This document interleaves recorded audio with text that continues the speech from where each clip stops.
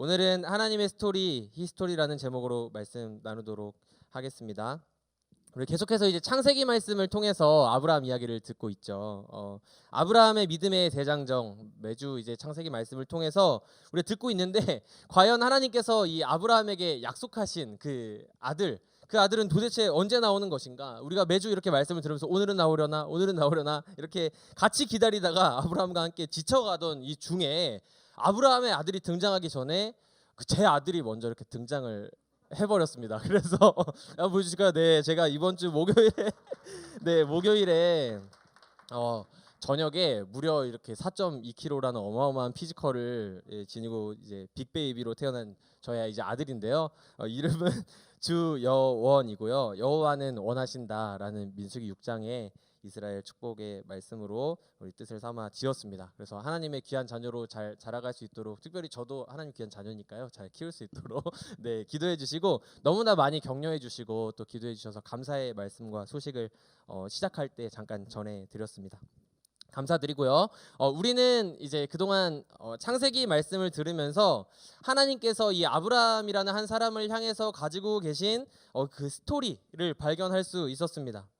창세기 12장에 보면 여러분 다 기억이 나실 거예요. 하나님께서 아브라함에게 명령을 하십니다. 뭐라고 하시죠? 너는 너의 고향과 친척과 아버지의 집을 떠나 내가 너에게 보여줄 땅으로 가라.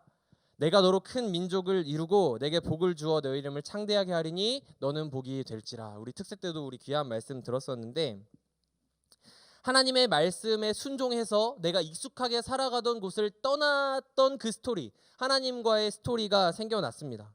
그런데 우리 그리스도인들이 살아가면서 이 하나님과 그냥 아름다운 스토리가 하나 생겼다고 해서 그 스토리가 완전히 우리 인생을 완성형으로 만들어준다면 얼마나 좋을까요? 그런데 그렇지 않다는 것이죠.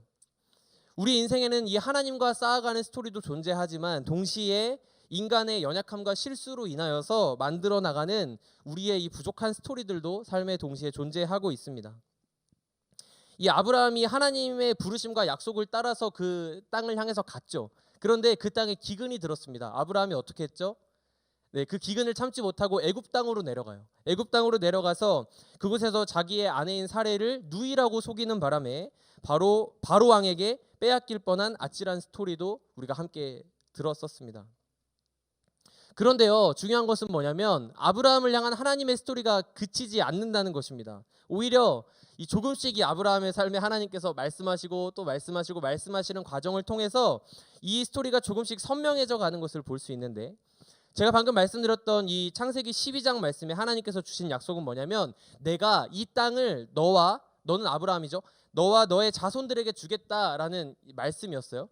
그런데 창세기 15장에서 하나님께서 이제 조금 더 이 약속을 구체화시키시면서 아브라함과 언약을 세우시죠. 언약을 세우면서 이 쪼갠 고기 사이로 지나간 것을 여러분 기억이 나실 것입니다. 우리 목사님 통해서 말씀을 들었었는데, 이 약속을 체결하면서 하나님께서 그 동물 사체 사이로 지나가시면서 너에게 내가 이 아들을 줄 것인데 그 아들은 너의 몸에서 나올 자다. 너의 친아들이 될 것이고 너의 자손들은 이 하늘의 별과 같이 많아질 것이라는 조금 더 구체적인 이 약속을 주세요. 그런데 이 아브라함이 이 하나님의 스토리를 계속해서 기억하면서 잘 기다려야 하는데 어떻게 하죠? 인간적인 욕망과 계획을 가지고 이 기다림에 지친 나머지 자신만의 스토리를 또 만들어가기 시작해요. 뭐였죠? 지난주 말씀에서 들었던 것처럼 아내 사레의 여종이었던 애굽 사람 이제 하갈과 동침하여서 자식을 낳게 됩니다. 하나님과 함께 소통하면서 이루어져 왔던 그 스토리가 존재함에도 불구하고 기나긴 기다림 속에 지친 나머지 그 스토리는 다 잊어버린 채 그냥 나의 인간적인 욕망과 방법으로 하갈이라는 한 여인의 소중한 삶과 인격을 짓밟는, 그리고 광야로 내몰았던 흑역사를 그의 삶에 쓰고야 말았던 것이죠. 그런데 우리 하나님께서 어찌나 좋으신 하나님이신지 그 실수를 그냥 막 끝장내지 않으시고 그 실수를 은혜로 덮어주세요. 은혜로 덮어주셔서 하갈을 찾아가서 그녀를 위로하시고 또 그 아들 이스마엘을 통해서도 큰 민족을 이루겠다라고 말씀하시는 분이 바로 우리 하나님이신 것이죠. 사랑하는 여러분, 이처럼 연약한 저와 여러분 같은 우리 인간의 삶에는요 실패와 실수가 가득합니다. 하나님의 약속을 한 번 받고 그분의 스토리를 우리 삶에 새기고 나면 더 이상 우리 삶에 이제 나는 하나님 거야, 나 하나님하고 같이 동행하는 거야, 삶에 다른 갈등과 어려움이 없이 그 아름다운 스토리만 내 삶에 계속해서 써내려갈 수 있을 것이라고 우리는 생각하지만 사실은 그렇지 않다는 거예요. 인간은요, 그 약속이, 하나님의 약속이 실제로 이루어지는 것을 보고 견디고 기다릴 힘이 없습니다. 계속해서 자신의 욕심과 계획으로 이야기를 써내려 가지요. 그런데 다시 한번 말씀드리지만 중요한 것은 무엇이냐 하면, 그렇게 우리가 하나님을 기다리지 못하고 다른 이야기를 써내려가고 우리 삶에 우리의 욕망과 우리의 계획을 가지고 많은 이야기를 써내려감에도 불구하고 우리 하나님께서는요, 저와 여러분을 향해 가지고 계신 그 스토리를 수정하지 않으세요. 그 스토리를 갈아엎지 않으신다는 거예요. 처음에 주신 그 스토리를 수정하지도 않으시고 실패하지도 않으시는 그 완벽한 계획을 가지고 저와 여러분의 삶을 인도하신다는 것입니다. 위대한 작가이신 우리 하나님께서는요, 우리의 반복되는 실패와 실수에도 불구하고 처음에 계획하신 우리 인생 이야기의 결말을 수정할 생각이 전혀 없으십니다. 하나님의 약속을 신뢰하지 못하고 인간적인 욕심과 방법으로 행하여서 얻었던 아들인 이 이스마엘, 그 과정을 통해 문제가 발생했습니다. 가정 가운데 분란이 일어났죠. 다툼이 일어났습니다. 그럼에도 불구하고 이 하나님께서 그 문제를 수습해 주시고 이스마엘 들으시는 하나님, 우리 부엘라 헤로이의 그 돌보시고 보시고 살피시는 하나님으로 말미암아 이 막 풀리지 않을 것 같았던 이 삶의 문제들이 풀려가기 시작해요. 이제 조금 괜찮아졌구나. 이제 이스마엘이 태어나고 나서 그렇게 어려움을 겪고 안정을 찾아가는 그 삶이 몇 년이 지나냐? 13년이 지납니다. 그러면 여러분, 이쯤 되면 어떤 생각이 들까요? 내가 하나님 앞에 이 실수함으로 인하여서, 내가 다른 아들을 얻음으로 인하여서 이 하나님의 약속이 좀 변경됐을 수 있겠다. 하나님의 약속이 이제는 이 아들 이스마엘을 통하여서 자손을 주시겠다는 약속이 이루어질 수 있겠구나. 이렇게 생각하지 않았겠습니까? 그런데 그 13년이라는 시간이 지난 뒤에 하나님께서 아브라함을 찾아오시는데 다시 나타나서 이렇게 말씀을 하시는 거예요. 아브라함이 이때 몇 살이었냐? 99세였대요. 아브라함의 나이 99세. 1년만 더 있으면 말렙을 찍는 이 아브라함에게 나타나서 하시는 말씀이요, 다른 것이 아니라, 얘야 많이 기다렸지, 너 너무 힘들었지, 그래 너 실수도 했지만 내가 너한테 약속한 대로 아들 줄게, 너 너무 고생했다가 아니라요, 뭐라고 말씀하시는지 봅시다. 오늘 본문 17장 1절 말씀 같이, 오늘 본문에 제가 담지는 않았는데 17장 1절 말씀을 같이 한번 읽어볼게요. 아브라함이 99세 때에 여호와께서 아브라함에게 나타나서 그에게 이르시되 나는 전능한 하나님이라 너는 내 앞에서 행하여 완전하라. 아멘. 여러분, 이거 사실 너무 잔인한 말씀 같지 않으세요?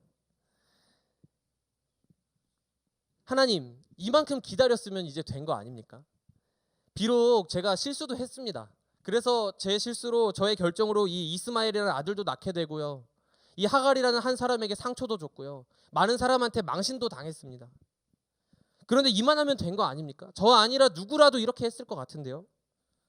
하나님께서 약속하신 대로 저에게 그 아들만 일찍 주셨어도 이런 일은 일어나지 않았을 것 아닙니까? 라고 반문하고 싶었을 것 같아요. 그런데 이제 와서 하시는 말씀이 13년 만에 나타나셔서 나는 전능한 하나님이라 너는 내 앞에서 행하여 완전하라. 완전하게 행하라고요? 제가 그걸 할 수 있는 존재입니까? 그런데요, 우리는 이 하나님께서 딱 말씀하시는 이 단호한 이 말씀을 좀 자세히 들여다봐야 될 필요가 있습니다. 그 뭐냐면, 하나님께서 너는 내 앞에서 행하여 완전해야 한다라는 이 요구를 하시기 전에 뭐라고 하시냐면, 나는 전능한 하나님이다. 하나님이 어떤 분이신지를 먼저 정확하게 말씀해 주시는 거예요. 나는 전능한 하나님이야. 나에게 불가능한 건 없다. 그렇기 때문에 내게 하지 못할 일은 없고, 너의 삶이 어떠한 이야기가 있든지, 너의 삶에 어떠한 실패가, 어떠한 좌절이 너의 삶을 지금 잠식하고 있던지 간에 상관없이 그것은 나에게 전혀 문제가 되지 않는다고 하나님께서 말씀하시는 것입니다. 나는 전능한 하나님이라. 너는 그렇기 때문에 어떻게 해야 된다고요? 내 앞에서 행하여 완전하라. 아멘. 내 앞에서 행하여. 아브라함이 어떤 존재인지를 말씀하시는 게 아니에요. 너가 완전하지 않은 존재인 걸 나도 안다. 너가 실수한 것도 안다. 그런데 중요한 것은 내가 전능한 하나님이기 때문에 너는 내 앞에서 행할 때 완전할 수 있는 존재라는 것입니다. 하나님께서는 늘 이런 방식으로 하나님의 사람들을 부르세요. 모세가 떨기나무 앞에서 하나님을 만났을 때, 주여 저는 입술이 우둔한 자입니다. 하나님, 제가 어떻게 누구이기에 바로에게 가며 하나님께서 주신 사명, 이 이스라엘 백성들을 광야에서 인도해낼 수 있겠습니까? 애굽에서 인도해낼 수 있겠습니까? 물어보시니까 하나님께서, 모세야 너 할 수 있어. 모세야 너 사실 너의 안에 잠재력도 있고 너의 안에 이런 능력들이 있단다가 아니라 내가 이 백성을 인도하여 내겠고 내가 너와 함께 가겠다라고 말씀하시는 분이 우리 하나님이세요.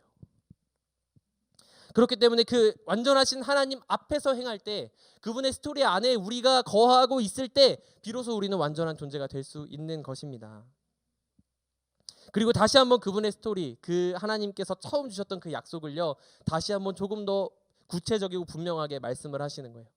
아브라함아, 내가 이 약속을 조금 더 너에게 말해줄게. 너의 이름을 이제는 아브람이라 하지 말고 아브라함이라고 해라. 너는 이 모든 민족의 아버지가 될 사람이야. 그리고 너의 아내의 이름을 사레가 아닌 사라라고 하렴. 여러 민족의 어머니가 될 것이다. 그리고 민족의 여러 왕들이 너로부터 나오게 될 거야. 그리고 나서 이 중요한 게 27장에 등장하는데, 하나님께서 이번에는 이 약속을, 그 이전에는 15장에서는 하나님께서 주권적으로 약속을 하시잖아요. 내가 이 약속 꼭 지켜줄게. 하나님만 지나가십니다. 그죠? 근데 여기서 이제 아브라함에게 한 가지를 요구하시는데 뭐냐면, 이 약속을 더욱더 확실한 증거로 이 살에 새겨주시는 거예요. 몸에 새겨주시는 할례를 받게 하십니다. 이 약속 너 잘 새겨. 17장 10절 말씀, 너희 중 남자는 다 할례를 받으라. 이것이 나와 너희의 후손 사이에 지킬 내 언약이니라. 지지고 볶는 아브라함의 인생이었습니다. 실패도 있었고요, 불완전했습니다. 그런데 이 지지고 볶는 아브라함의 삶 속에서 하나님의 약속이 때로는 보였다가 때로는 흐릿한 것 같았다가 발전도 없는 것 같았지만 그렇지 않았다는 거예요. 하나님의 약속, 처음에 아브라함에게 내가 너를 복이 되게 할 것이고 내가 너에게 자손을 주어 이 땅에서 너희 자손이 복을 받고 많은 사람들을 복주는 자손이 되게 하겠다는 그 하나님의 약속은 처음 주어진 그때부터 단 한 번도 변한 적이 없는 것이죠. 흔들린 것은 아브라함이었어요. 너에게 자손과 땅을 줄게. 너에게 꼭 약속할게. 이 사이로 내가 지나가서 내가 꼭 지킬게. 잘 봐. 이 약속을 어기는 건 곧 죽음과도 같아. 그런데도 못 믿겠어? 너에게 자손과 땅을 줄게. 너희에게서 왕들이 나오게 될 거고 너희는 이제 새로운 이름 아브라함과 사라가 되어서 이 많은 민족들을 품는 그러한 사람들이 될 거야. 이게 나의 위대한 계획이야. 오늘 비록 너의 삶이 눈앞이 캄캄하고 아직은 보이지 않는 나의 뜻이지만 내가 너를 꼭 그렇게 되게 하겠다. 그리고 이 약속을 이제는 너희 몸에 새겨줄게. 너희는 구원받은 하나님의 자녀라고 주시는 이 언약의 표징이 바로 이 할례가 되는 것이죠. 그런데요, 이 할례를 누가 받았느냐 하는 것이 굉장히 중요합니다. 원래 이 할례는 유대인들이 그 하나님의 백성임을 나타내기 위해서 행했던 의식인데, 오늘 17장 12절 13절 우리 같이 한번 읽어볼게요. 하나님 뭐라고 말씀하십니까? 읽어보겠습니다. 너희의 대대로 모든 남자는 집에서 난 자나 또는 너희 자손이 아니라 이방 사람에게서 돈으로 산 자를 막론하고 난 지 8일 만에 할례를 받을 것이라. 너희 집에서 난 자든지 너희 돈으로 산 자든지 할례를 받아야 하리니 이에 내 언약이 너희 살에 있어 영원한 언약이 되려니와. 아멘. 하나님께서 명하신 할례는요, 이 집의 모든 사람이 받아야 했대요. 이 집에는 이방인들도 있었습니다. 그리고 종으로 있는 사람들도 있었어요. 식구가 아닌 사람들도 있었단 말이죠. 그런데 이 할례, 하나님께서 명하신 할례는 아브라함의 집에 있는 모든 사람이 차별 없이 받게 되었다는 것입니다. 이것이 무엇을 의미하느냐 하면, 이 할례가 하나님께서 그냥 아브라함 한 사람에게 내가 너의 삶을 복주고 제일 잘되게 해줄게, 너의 자식들 다 할례 받게 해가 아니라, 내가 너에게 이 할례를 주는 거, 이 땅에 많은 내 사랑하는 나의 자녀들을 너희 집을 통해서, 너의 자손을 통해서, 내가 준 이 약속을 통해서 구원하실 것이라는 하나님의 크신 계획을 보여주시는 것입니다. 이처럼 하나님의 스토리가 조금씩 안 보이는 것 같지만 발전해 나가는 게 여러분 보이지 않으세요? 아브라함에게 처음부터 자손과 땅을 약속하신 하나님께서 그 약속의 행위, 그 할례를 통해서 이제 그 약속을 몸에 새겨 주실 때 그 스토리의 의미가 완전히 분명하게 드러나는 것이죠. 단순히 그냥 아브라함의 집에 많은 자손들이 생겨나고 이 땅에서 복받고 좋은 땅에서 잘 먹고 잘 사는 삶에서 만족하고 그치도록 하시는 것이 아니라 그의 집을 통하여 이방 민족까지, 땅의 모든 민족이 하나님의 구원을 경험하게 되는, 생명을 살리는 진짜 복된 삶으로, 복이 되는 삶으로 하나님께서 그를 부르고 계신 것입니다. 그런데 아브라함에게는요, 오늘의 현실로 인해서 이 사실이 잘 안 보이는 거예요. 그런 하나님의 커다란 이야기는 오늘 내가 마주하고 있는 삶의 작은 문제들에 비하면 너무나 좀 이질적으로 느껴지는 것이죠. 오늘 본문에 보니까 17절 말씀에 아브라함이 엎드려 웃으며 마음속으로 이르되 100세 된 사람이 어찌 자식을 낳을까? 사라는 90세니 어찌 출산하리요? 아브라함이 이에 하나님께 아뢰되 이스마엘이나 하나님 앞에 살기를 원하나이다. 아브라함은 이제 웃음이 나왔대요. 민망해서 웃은 것 같아요. 자식이요? 하나님, 제 이제 나이가 100살, 저희 아내가 90살이에요. 지금 있는 아들 이스마엘 있잖아요. 제가 실수해서 낳았지만 하나님 이 아들 아시죠? 이스마엘 있잖아요. 하나님 이 아이를 통해서 하나님 약속 이루어주세요. 저 너무 지쳤어요. 그게 좀 현실적일 것 같아요. 사랑하는 여러분, 이것이 저와 여러분의 연약한 모습은 아닌지 돌아보기 원합니다. 하나님께서 우리 각자의 삶에 동일하게 보여주신 약속의 스토리가 반드시 있을 거예요. 오늘 예배를 마치고 한번 또 기도하는 시간에 한번 돌아보세요. 그 약속의 스토리가 분명히 있고 그 약속이 수정되지 않고 여전히 유효함에도 불구하고 우리들은 우리가 하나님의 약속을 신뢰하지 못하고 우리의 삶의 결정대로 욕심대로 만들어 놓은 결과물인 이 아들 이스마엘로 만족하고자 할 때가 너무나 많습니다. 그 이유가 무엇입니까? 첫 번째는요, 두려움 때문이에요. 이 아들, 이 이스마엘마저 없던 그 시절을 생각해 볼 때 하나님의 약속을 아들 한 명 없이 그냥 마냥 기다려야 했던 이 불확실한 때를 다시 기다림으로 마주해야 한다는 그 두려움.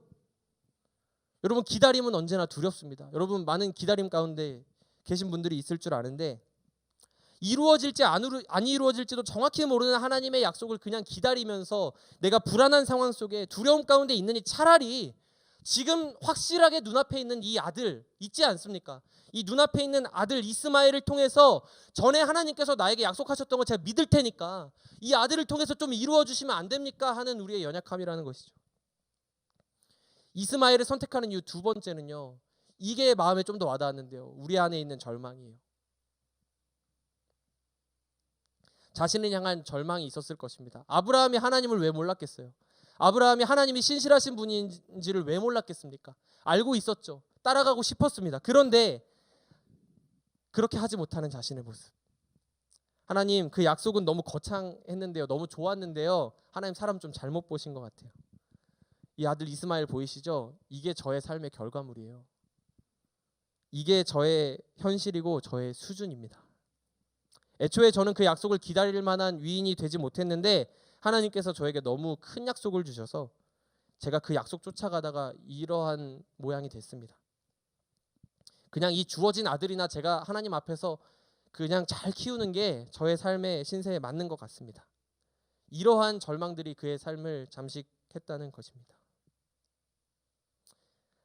하나님의 스토리는 처음부터 동일하게 주어졌고 계속해서 그 약속을 점점 더 분명하게 보여주심에도 불구하고 이러한 두려움과 절망이 우리를 현 상황에 안주하게 만들고 뭔가 위대한 하나님의 약속을 쫓아가는 불안정한 삶보다는 그냥 내 삶 오늘에 내가 붙들 수 있는 어떠한 눈앞에 보이는 결과물들에 안주하며 살아가는 것이 저와 여러분의 모습은 아닙니까?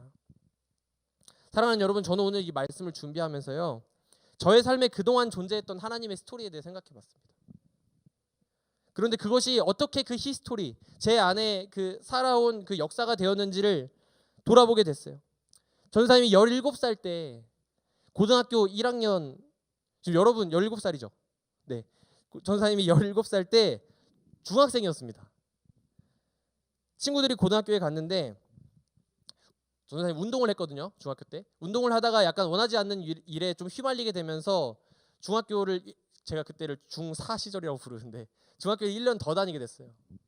중학교를 1년 더 다니면서 많은 루머들도 있었습니다. 제가 좋아하는 운동을 시작해서 원치 않는 일로 그만뒀지만 친구들이 쟤는 막 운동하러 갔다가 끈기도 없어가지고 다시 돌아와서 학교나 다시 다니네. 이런 이야기들을 들으면서 학교를 다닐 때가 있었어요. 너무 절망적이었어요. 그때 아무런 꿈도 없었습니다. 아무런 꿈이 없이 그냥 방황하면서 살아가고 있던 저에게 하나님께서 그 억지로 갔던 어떤 수련회를 통해서 저를 만나주셨거든요. 그 수련회를 통해서 어떤 약속을 주셨냐? 17살의 저에게 분명히 기억합니다. 그때 하나님께 막 기도하면서 하나님 진짜 살아계시구나 느끼는데, 내가 너에게 이러한 꿈을 줄 건데 너처럼 꿈이 없고 방황하는 청소년들을 너가 만나고 살리는 사람이 될 거야. 하나님, 저 아직 제가 청소년인데요. 아니, 내가 너 그렇게 할 거야. 그 꿈을 가지고 제가 하나님께 은혜를 받고, 하나님 그렇습니다. 제가 그러면 나중에 커서 어른이 되면 저기 앞에 계신 목사님들처럼 저도 청소년들에게 복음 전하는 삶을 살게요 라는 약속을 하나님께 그 스토리를 받았어요. 그런데 고등학교에 갔죠. 입시 벽이 너무 높습니다. 전사님 또 이렇게 지방 출신이기 때문에 이렇게 서울로 이렇게 대학을 오기도 쉽지 않고 막 공부하다 보니까 그 꿈이 점점 흐릿해져 가는 거예요. 그래, 뭐 언젠간 되겠지. 그런데 안 될 수도 있겠다 하면서 막 전전긍긍하면서 맞아, 나는 사실 이런 과가 취향에 맞아 막 이러면서 막 그 스토리를 떠나기도 하면서, 그런데 하나님께서 어찌나 신실하신 하나님이신지 제가 지원했던 수시 모집에 다 떨어졌었습니다. 그냥 이 꿈은 여전히 마음속 한구석에 있기 때문에 하나님, 이 꿈을 이루시려면 제가 이런 공부를 하면 되겠죠? 하나님, 저 이거 준비할게요. 수시를 열심히 준비했어요. 그런데 제가 이 시기에 이런 말씀을 드려서 되게 죄송한데 저의 이야기니까 수시에 다 떨어졌습니다. 두려움이 임했고요. 절망이 임했습니다. 하나님의 스토리는 전혀 보이지 않는 것만 같았어요. 이스마엘에 만족하고 싶어지더라고요. 하나님, 저에게 그런 좀 거창한 꿈은 이제 너무 저에게 벅찬 것 같아요. 그냥 저 적당히 그냥 제가 가서 먹고 살 벌이만 할 수 있는 대학에 저를 보내주시면 제가 그냥 하나님은 안 떠나고 교회 잘 다니면서 살게요. 이게 저의 고3 시절의 신앙의 수준이었습니다.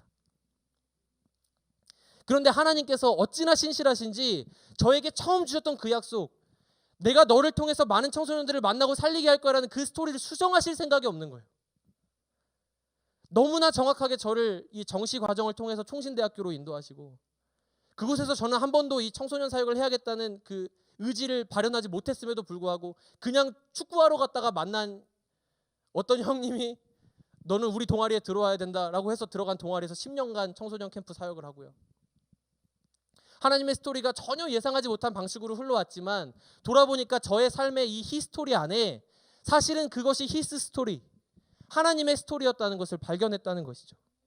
그리고 여전히 여러분 앞에서 부족하지만 이 하나님의 말씀을 지금도 전하고 있습니다. 사랑하는 여러분, 여러분의 삶에도 이러한 히스 스토리, 하나님의 스토리가 있으신 줄 믿습니다. 하나님께서 여러분의 삶에 계획하시고 차근차근 보여주신 스토리가 어떤 사람에게는 이 아브라함이 뒤에 밝히 보게 된 것처럼 분명한 약속일 수도 있겠고요. 아직은 보이지 않는 약속일 수도 있어요. 그럼에도 불구하고 중요한 것은 여러분의 삶에 하나님의 스토리가 반드시 존재합니다. 반드시 존재합니다. 그리고 한 가지 또 동일하게 주어진 약속이 무엇인지 아세요, 여러분? 그 하나님께서 여러분을 사랑하시고요, 여러분을 구원하셨다는 거예요. 여러분의 삶을 통하여서 그리고 또 수많은 사람들을 여러분에게 하셨듯이 그 구원의 길로 인도하기를 원하신다는 하나님의 분명한 약속과 스토리가 존재합니다.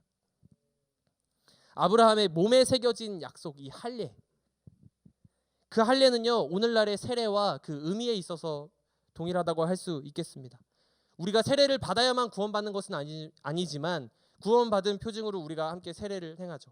할례 역시도 그 당시에는 이제 받아야만 구원받는다고 생각했던 사람들이 있었지만 후에는 구원받은 사람들의 표징이 되었습니다. 그래서 사도 바울은 너희 할례는 사실 마음에 행해야 된다라고 말함으로써 할례를 이미 행하고 고통받았던 많은 사람들의 아픔이 되었죠. 네, 농담이고요. 어쨌든 이 세례는 하나님의 구원받은 우리가 그 하나님의 구원을 기억하고 많은 사람들 앞에서 약속하며 인쳐주시는 행위예요. 그런데 우리는 그 세례의 약속, 구원의 약속을 할례처럼 실제 몸에 새기지는 않지만 우리가 다 지니고 있는 그 흔적이 있으니 그것이 바로 무엇입니까? 예수 그리스도의 십자가. 하나님께서 그 아들 예수 그리스도를 이 땅 가운데 보내주셔서 저와 여러분을 구원하시고 그 영원한 약속, 깨지지 않는 약속인 그 십자가를 저와 여러분의 삶에 주셨죠. 그 영원한 언약을 우리에게 다 주셨다는 거예요. 그렇기 때문에 우리 그리스도인들의 삶에 주어진 하나님의 스토리는요, 그냥 이스마엘에 만족하고 그냥 내가 오늘 하나님 열심히 믿고 나 잘 먹고 그냥 잘 살고 그냥 가는 스토리, 이스마엘이나 하나님 앞에 잘 살다 가기를 원합니다, 이러한 이야기가 아니라는 거예요. 사랑하는 여러분, 혹시 두려움과 절망 가운데 계십니까? 하나님의 이 위대한 약속은 그냥 내가 좀 신앙이 뜨거웠을 때, 내가 그냥 수련회 가서 조금 감정에 취해서 그냥 하나님과 그냥 한때 추억으로 남겨진 이야기라고 생각하는 분이 계십니까? 그렇다면요, 지금 오늘 이 시간에 다시 한번 눈을 들어서요, 하나님의 영원한 약속, 우리의 몸에 새겨주신 그 예수 그리스도의 십자가를 바라보기 원합니다. 우리의 삶을 통해서 많은 이들을, 오늘 우리는 그저 우리의 짧은 인생, 이 100세도 안 되는 이 짧은 인생에 이 주어진 일들을 놓고 전전긍긍하면서 살아가지만요, 하나님의 그 크신 구원의 계획 안에 우리가 있고, 여러분을 향한 삶의 스토리를 통하여서 많은 사람들을 살리고 복되게 하는, 여러분을 복으로 삼으실 그 하나님의 스토리를 우리가 신뢰하며 걸어갔으면 좋겠습니다. 그래서 우리가 함께 돌아볼 때에 우리의 삶의 모든 히스토리가 사실은 히스 스토리, 하나님의 스토리임을 기억하고 또 찬양하게 되는 우리 모두가 되기를 간절히 원하고 축복합니다. 우리 이 시간 같이 찬양하고 잠시 기도하겠습니다. 우리 깊은 곳에 나아가라는 찬양을 함께 할 텐데요, 우리의 걸음이 비록 불완전하지만 하나님께서 함께 하시는 걸음임을 신뢰하며 우리 같이 이 찬양 고백하며 나아가겠습니다. 거친 바다 바라볼 때 큰 두려움에 나 잠기고 모든 소망 사라지네. 나의 맘 무너져 내리고 거센 폭풍 가운데 주 사랑이 들리니 나의 작은 발걸음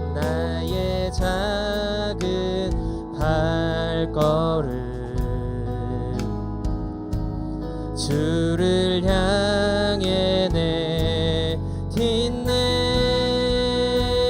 깊은 곳에 나아가 내 발을 띠네. 두려운 맘 내려놓고 깊은 곳에 나아가 내 발을 띠네. 할렐루야.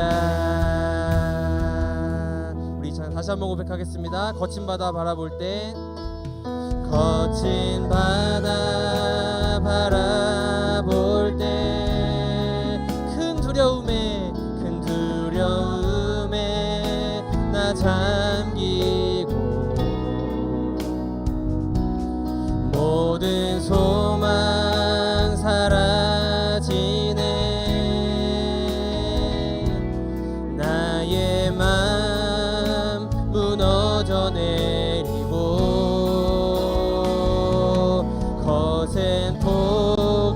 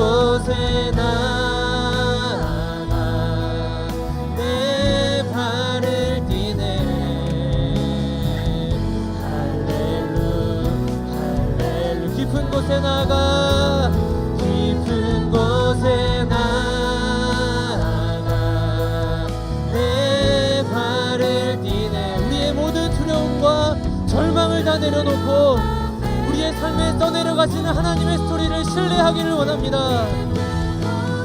나아가 내 발을 기네. 할렐루야. 거친 파도 날 향해 와도, 거친 파도 날 향해 와도 주와 함께 날아오느니. 높은 가운데 나의 영혼 잠잠하게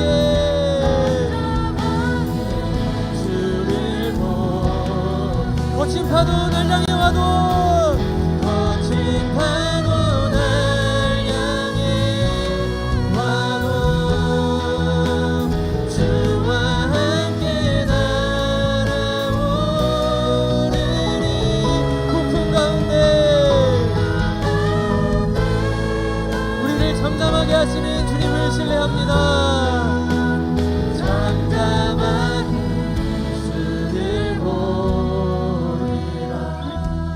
사랑하는 여러분, 이 시간 함께 기도하며 나아가십시다. 여러분 두려우세요? 여러분의 삶에 절망이 임했습니까? 여러분의 삶에 두려움과 절망이 있다면 그거 무엇 때문이에요?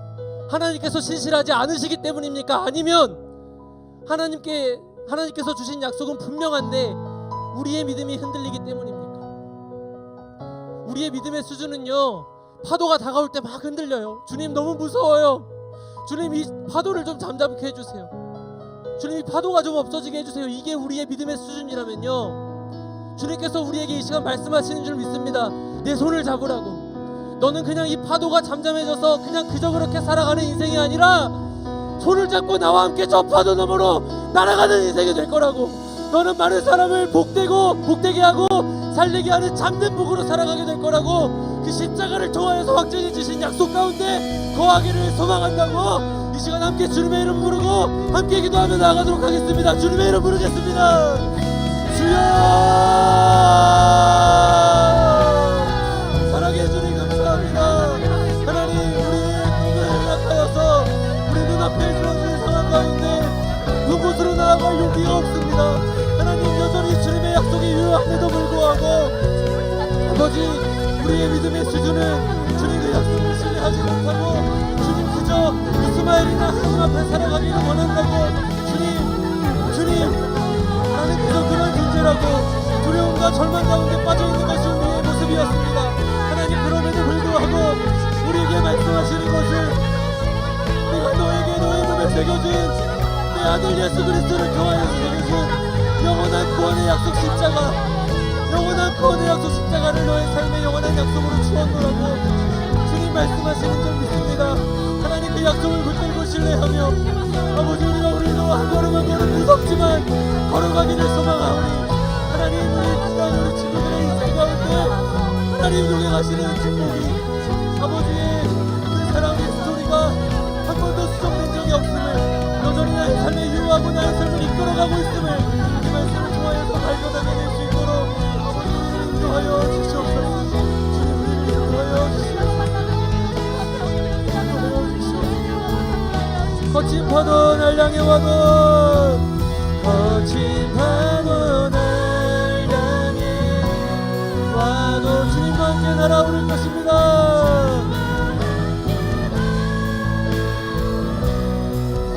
우리의 삶에 풍랑이 마련해 있을지라도 우리는 주님이 계시기에 잠잠할 수 있습니다.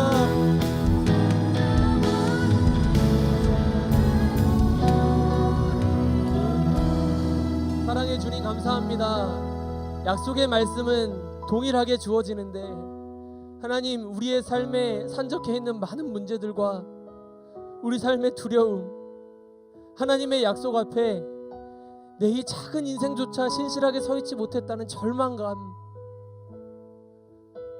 나는 그저 그런 존재이기에 하나님, 이제는 나를 좀 놓으시라고. 그 약속은 내게 너무 벅차서 나는 그저 오늘 하루 주어진 인생이나 잘 살아보겠다고 하나님을 신뢰하지 못했던 우리의 모습들을 주님 앞에 회개합니다. 사랑의 주님, 여기 있는 우리 사랑하는 친구들, 또 각자의 가정에서 예배드리고 있는 우리 고등부 친구들, 마음 가운데 두려움이 있다면, 절망이 있다면, 하나님, 우리 삶에 지금까지 하나님께서 써오신 하나님의 스토리, 그 안에 주님 우리에게 분명히 주어진 약속, 우리가 꿈꾸지 못했던 삶의 지경까지 우리를 이끌어 가시는, 우리를 통하여서 많은 생명들을 살리고 복되게 하기를 기뻐하시는 그 하나님을 신뢰하며 나아가는 우리 되도록 인도하여 주시옵소서. 하나님께서 사람의 걸음을 정하시고 그 걸음을 기뻐하시나니 그는 넘어지나 완전히 엎드러지지 아니함은 주께서 오른손으로 붙드심이라.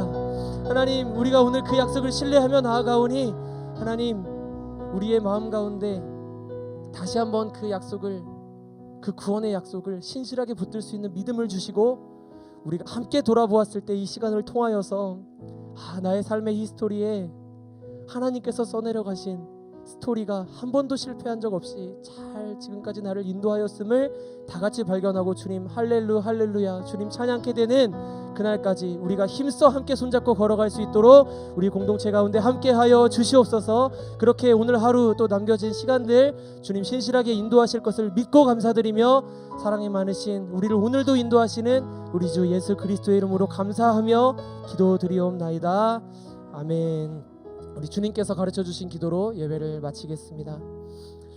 하늘에 계신 우리 아버지여, 이름이 거룩히 여김을 받으시오며 나라의 임하옵시며 뜻이 하늘에서 이루어진 것 같이 땅에서도 이루어지이다. 오늘날 우리에게 일용할 양식을 주옵시고 우리가 우리에게 죄 지은 자를 사하여 준 것 같이 우리의 죄를 사하여 주옵시고 우리를 시험에 들게 하지 마옵시고 다만 악에서 구하옵소서.